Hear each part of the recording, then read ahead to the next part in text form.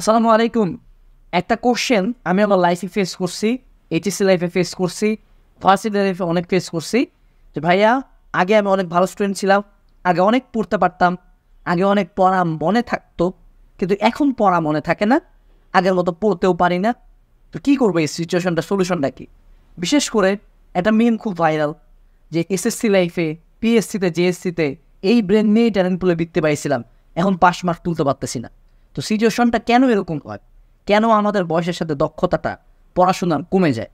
সত্য কথা বলতে একটা অনেস্ট ওপিনিয়ন দিই। দেখো, সায়েন্টিফিক্যাল বিষয় বাদ দিয়ে একটা বেসিক কমন সেন্স ইউজ করি আমরা। আমাদের ছোটোবেলা থেকে মেমোরি কার্ড এভাবে ধীরে ধীরে বাড়ে, একটা পর্যায়ে যায় কমে। অর্থাৎ তোমার বয়সের সাথে ব্রেনের দক্ষতা পারবে না, একটু হইলেও কমবে। কিন্তু এই কমাটা কোন টাইমে স্টার্ট হয়? অর্থাৎ যেই পয়েন্টে এই কার্ভটা নিচের দিকে যায় সেটা বয়স ভেদে 40 থেকে 50-এ যায়। অর্থাৎ আমি যখন আমার 18 থেকে 24-এর পিক ইয়ার্সে আসি, 18 to 25 বা 30, যেই টাইমটাতে আমরা অ্যাকচুয়ালি পড়াশোনা করে থাকি বিশ্ববিদ্যালয় জীবনে, এইচএসসি লাইফ, এসএসসি লাইফে, সেই টাইমটাতে কিন্তু আমার মেমোরি পিকে আসে। তো প্রথমত এই ভুল ধারণাটা বাদ দিয়ে দাও যে আমি ছোটোবেলায় যখন বাচ্চা ছিলাম এখন আমার ব্রেন কমে গেছে। আমার ব্রেন কমে নেই, বরঞ্চ আমার ব্রেন আগের চেয়ে হিসাবে সায়েন্টিফিক্যালি বেটার হওয়ার কথা। তো এখন আমরা দেখবো যে আমাদের ফল্টটা কোন জায়গায় হচ্ছে। প্রথম যে কোশ্চেনটা আমি তোমাকে করতে চাই, do you study like before?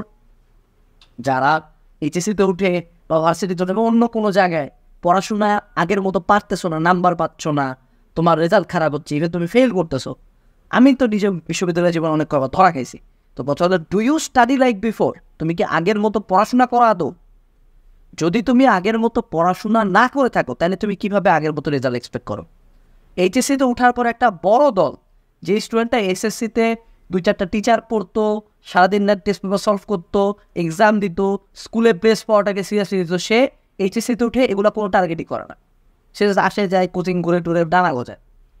যেই স্টুডেন্টটা এইচএসসি লাইফে বুয়েটের জন্য লাইফ দিয়ে দিত, পাবলিক তার একমাত্র টার্গেট ছিল, অ্যাডমিশন টাইমে পাগলের মতো বসে, সেই স্টুডেন্টটা ভার্সিটিতে উঠে এক লাইনও পড়ে না, পরীক্ষার আগে রাত ছাড়া। আমরা তো নিজেরা আগের আমরা জানি। তো এই যদি সিচুয়েশন হয়, আমি যদি আগের মতো ইনপুট না দিই, অর্থাৎ আমার ইনপুট মাইনাস মাইনাস, অর্থাৎ আগের চেয়ে আমি কমাই দিছি, আমি আউটপুট চাইতেছি আগের চেয়ে ভালো, কেন? এটা কীভাবে সম্ভব? তো হওয়ার কথা না। তো প্রথমত যদি আমার দেখি যে পড়াশোনা আগের মতো হচ্ছে না, রেজাল্ট আগের মতো হচ্ছে না, আমি আগে কতক্ষণ টেবিলে বসে পড়তাম আর এখন আমি কতক্ষণ ফোনে স্ক্রল করি, এই সিম্পল ইকুয়েশনটা মিলাইলে আমার 90% প্রবলেম এই জায়গায় সলিউশন হয়ে যাবে। অর্থাৎ 90% কেসে আমার পড়া মনে রাখতে না পারার বা আগের মতো দক্ষতা না থাকে রিজন একটাই, আমি আগের মতো পড়াশোনা করি না। দ্বিতীয়, একটা সায়েন্টিফিক্যাল কার্ভ দেখি, এটাকে বলা হয় মেমোরি কার্ভ বা কার্ভ অফ ফরগেটিং, কি যেন এক বিজ্ঞানের এডিন না সামথিং কিছু একটা, তার একটা কার্ভ এটা, ঠিক আছে? তো উনি দেখাইলো যে আমাদের মেমোরি যখন আমরা প্রথমবার কোনো একটা টপিক পড়ি, এটা হলো তার মনে রাখার ক্ষমতা বা কতটুকু আমার মাথায় আছে সেটা পার্সেন্টেজ আকারে প্রকাশ করছি, 0, 50, 100। তারপরে ধীরে ধীরে সময়ের সাথে সাথে আমি ভুলে যাচ্ছি এটা। তো এটা হলো কতটুকু মনে আছে এবং এই সাইড হলো সময়। সো আমি যখন প্রথমবার পড়লাম মোটামুটি আমার 50%-এর মতো জিনিসটা মাথায় আত্মস্থ করে। তা আমরা ভাবে প্রথমবার পড়েই পারবো, এটা তো হয় না। তো মোটামুটি সায়েন্টিফিক্যালি 50, 60, 70 আমি বুঝছি। এবং তারপরে প্রথম সপ্তাহে জিনিসটা প্রায় আর একটু 50-এর উপরে 60 পর্যন্ত মনে থাকবে। তারপর এক সপ্তাহ পরে 50-এ আসবে, তারপরের সপ্তাহে ধরো 35, 30, তারপরের সপ্তাহে 10, 20 এবং চতুর্থ সপ্তাহের পরে জিনিসটা যদি আমি সেকেন্ড টাইম রিভাইজ না করি তাহলে এটা কমপ্লিটলি মাথা থেকে বের হয়ে যাবে। অর্থাৎ খুবই হালকা করে ঝাপসা করে খেয়াল থাকবে। অর্থাৎ 4 সপ্তাহের মধ্যে আমরা প্রায় জিনিসটা বিলো 10%-এ নিয়ে আসি, যে 10% মাত্র টপিক মনে আছে। এই সিচুয়েশনটা থেকে কীভাবে বের হওয়া যায়? এইবার যদি আমরা কার্ভের এই পার্টটাতে দেখি, আমি প্রথমবার পড়ার পরে এবার আমি প্রথম রিপিটেশন দিলাম, দ্বিতীয়বার টপিকটা পড়লাম, এইবার দেখো কার্ভটা আমার ধীরে ধীরে নামতেছে, কিন্তু আগের চেয়ে উপরে আছে। অর্থাৎ 4 সপ্তাহ পরে আমার 10% না, এবার 20% মনে থাকবে। এবং তাকে এইবার কিন্তু টপিকটা আমি প্রায় 100% মেমোরিতে রিটেনশন করছিলাম প্রথম সপ্তাহটা জুড়ে। দ্বিতীয় রিপিটেশনের সময় আমি যখন 1 উইক পর আবার রিভিশন দেবো, এবার আমার 100% পাওয়ার, এবার আমার ব্রেনে কত পার্সেন্ট থাকবে? প্রায় 30 to 40%-এর কাছাকাছি। তৃতীয় রিপিটেশনের সময় যখন আমি তৃতীয় সপ্তাহে আরেকবার রিভিশন দিব, তখন এটা আমার প্রায় 40%-এর কাছাকাছি মনে থাকবে। এবং যখন চতুর্থবার করবো, এইবার আমার অ্যাবাভ 50%, প্রায় 60%-এর কাছাকাছি মনে থাকবে। অর্থাৎ আমি পড়া ভুলে যাচ্ছি এটার প্রথম রিজন আমি একে কম পড়ি, দুইয়ে আমি পড়া বারবার পড়ি না। সো এইখান থেকে বুঝতে হবে যে রিপিটেশন ইজ দ্য কিং। অর্থাৎ বিজ্ঞান বলে আমি একটা চ্যাপ্টার 12 ঘন্টা ধরে একবার পড়াচ্ছে, 12 ঘন্টায় মেইন টপিকগুলো 12 বার পড়া ভালো।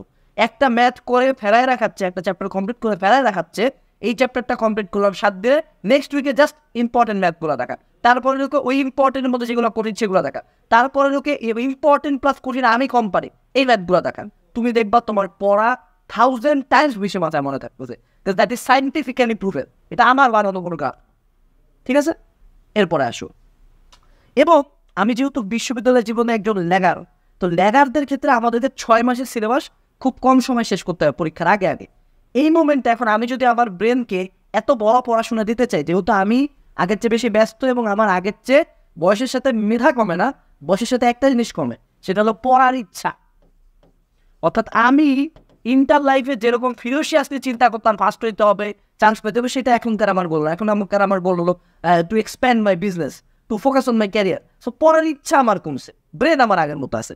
সো এই কম ইচ্ছাকে আমি ইচ্ছাকে একটা মেট্রিক দিয়ে মানবো, ইচ্ছাও কিন্তু পানির বোতলের মতো, যেখানে নির্ধারিত কিছু পরিমাণে ইচ্ছা শক্তি থাকে। সো আমি যদি পুরা সব পড়তে যাই, আমার ইচ্ছা শক্তি ওখানে প্রথম 10টা টপিকে শেষ, ইম্পর্টেন্ট টপিক এখনো বাকি আছে বাকি 20টাতে। তো আমি কি করবো, আমি সিলেক্টেড টপিক্সে আসবো।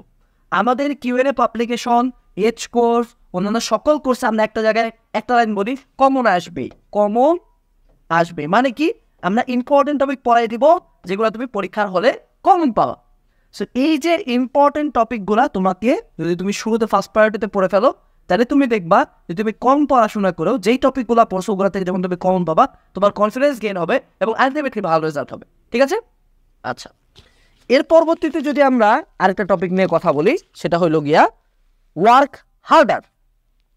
ওয়ার্ক হার্ডার মানে কি, যদি তোমার পড়াশোনা কম মনে থাকে, একটু ব্যাকে যদি যাই, তাহলে দেখবো আমি আগে বেশি পড়তাম, এবং এখন যত বয়স যাবে, যত বড় ক্লাসে উঠবা, তোমার ইম্পর্টেন্ট টপিক না, তোমার টপিক যেগুলো আছে এগুলো কঠিন হবে, আরো ব্রড স্পেকট্রাম হবে। অর্থাৎ তুমি ক্লাস 9-এ যা পড়ছো, অবভিয়াসলি 11-12-এ তা তুমি পড়বা না, তার চেয়ে কঠিন জিনিস পড়বা, এবং অবশ্যই ভার্সিটি লাইফে যা আরো কঠিন জিনিস পড়বা। সেই জিনিসগুলোতে ভালো তো কখনই তুমি করবা। তুমি যদি ভাবো 9-এর এফোর্ট দিয়ে আমি 11-12-এ ভালো করবো আর ভার্সিটি লাইফেও ভালো করবো, তাহলে হবে না। তোমাকে জাস্ট আগের চেয়ে বেশি পরিশ্রম করতে হবে। সো এবং তুমি যদি এত কোনো টেকনিক ফেলাও, তুমি আগের চেয়ে বেশি পড়াশোনা করো, 100% time it will work, just as simple as that. তার পরবর্তীতে আরেকটা, সেটা হলো পড়া মনে রাখার জন্য শুধু পড়লে হয় না। এখনকার জেনারেশনটা হলো মুরগি জেনারেশন, এদেরকে খিলাই দিতে হয়, ব্রয়লার মুরগি সবগুলাই খাওয়া দিতে হবে। ভাই তুই একটা চ্যাপ্টার পর কয়দিন ম্যাথ করতে চাইছিস, কয়দিন রিভাইজ করছিস, কদিন একটা কোশ্চেন নিয়ে বসছিস, কদিন একটা সৃজনশীল লেখার চেষ্টা করছিস, কদিন বিগত বছর কয়েকটা কোশ্চেন সলভ করছিস, কিছু করছিস? কিছু তো করিস নাই, তুই জীবনে প্র্যাকটিসও করিস নাই। একটা জ্ঞান মাথার মধ্যে আছে। এখন ধরো আমি তোমাকে সাঁতার কাটার উপরে 1 ঘন্টা ধরে বুঝাইলাম, তুমি জীবনে পানিতেই গেলাম না, সাঁতার কাটতে পারবা না।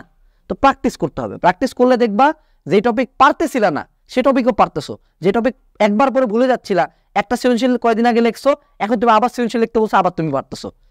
That is the power of practice. Writing, নিজে লেখা করা, নিজে এফোর্ট দেওয়া। Last but not least, own effort. তোমার যদি পড়া মনে না থাকে আগের মতো, বা তুমি যদি বলো আগের মতো পড়া আগাচ্ছে না, এবং তুমি অনেক সময় আমরা এই দোষটা ট্রাই করি যে টিচারদের উপর, আমার ক্লাসের উপর দেওয়ার। বাট যদি তুমি একটা চ্যাপ্টার একবার হয় নাই, 2বার হয় নাই, 3বার হয় নাই, 4বার হয় নাই, এমন যদি একটা মেন্টালিটি আনো, যা আছে জীবনে, যা দেখা যাবে, আমি যতবার করতে হয় ততবার করবো। একবার পড়বে আমি 6 বার পড়বো, 10 বার করবে আমি 20 বার করবো, একটা ম্যাথ করবে আমি 10টা ম্যাথ করবো। জাস্ট এই ফিরোসিয়াসনেসটা নিজের মধ্যে আনো, তাহলে দেখবা অটোমেটিক্যালি তোমার পড়া বেশি মনে থাকতেছে। মনে রাখবা, দিন শেষে পড়াশোনা কখনো ইজি ছিল না, পড়াশোনা এত সাইন্টিফিক কিছু না, পড়াশোনাতে এত টেকনিকও কাজে লাগে না। পড়াশোনা was always about your own effort. So নিজে ভালো মতো এফোর্ট দিয়ে পড়াশোনা করো, এবং এইখানে যেমন আমরা বিভিন্ন টেকনিক নিয়ে কথাবার্তা বলি, এরকম টেকনিক নিয়ে আরও ডিটেলস আলোচনা আছে আমাদের একাডেমিক টু অ্যাডমিশন মেন্টাল ট্যাকটিক্সে। এখানে শুধুমাত্র এইচএসসির জন্য না, অ্যাডমিশনের জন্য না, এটা এসএসসি, এইচএসসি, ভার্সিটি লাইফ সব জায়গায় এই মেন্টাল ট্যাকটিক্সের যে সেশনগুলো আছে, যেগুলো আমি তোমাদের সাথে নিছি, সেগুলো কাজে লাগবে।